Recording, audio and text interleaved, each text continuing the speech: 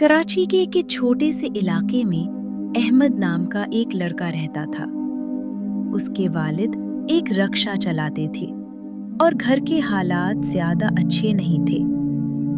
अहमद बहुत ज़हीन था, मगर गुर्बत की वजह से अक्सर उसकी आंखों में उदासी छुपी रहती थी। एक दिन उसके स्कूल में ऐलान हुआ कि फीस ना देने वाले बच्चों को अगले हफ्ते से क्लास में बैठने की इजाजत नहीं होगी। अहमद के पास फीस के पैसे नहीं थे।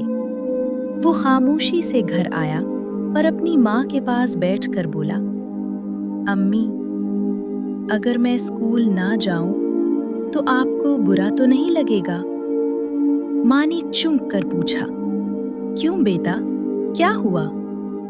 अहमद ने नजरें झुकाकर कहा, फीस नहीं दी और अब्बू के पास भी पैसे नहीं हैं। ये सुनकर माँ की आंखों में आंसू आ गए, मगर उसने खुद को संभालते हुए कहा, बेटा, अल्लाह बड़ा है, वो जरूर कोई रास्ता निकालेगा।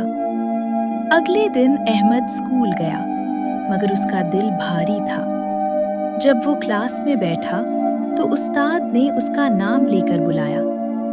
अहमद डर गया कि शायद उसे निकाल दिया जाएगा, लेकिन उस्ताद ने मुस्कुरा कर कहा, अहमद, तुम्हारी फीस अदा हो चुकी है, अब तुम आराम से पढ़ो। अहमद हैरान रह गया। उसने पूछा, सर, किसमें दी? उस्ताद ने जवाब दिया, एक शख्स आया था, उसने कहा कि उस बच्चे का नाम अहमद है, वो पढ़ना चाहता है, उसकी फीस मैं अदा कर देता हूँ। अहमद की आंखों से आंसू बहने लगे। उसे समझ आ गया कि ये अल्लाह की मदद थी। शाम को जब वो घर आया तो उसने माँ को सब बताया। माँ ने आसमान की तरफ देखकर कहा, देखा बेटा, अल्लाह कभी अपने बंदों को अकेला नहीं छोड़ता। कहानी हमें सिखाती है कि मुश्किल हालात में भी अल्लाह पर यकीन रखना चाहिए। कभी-कभी मदद ऐसे तरीके से आती है जिसका हम सोच भी नहीं सकते।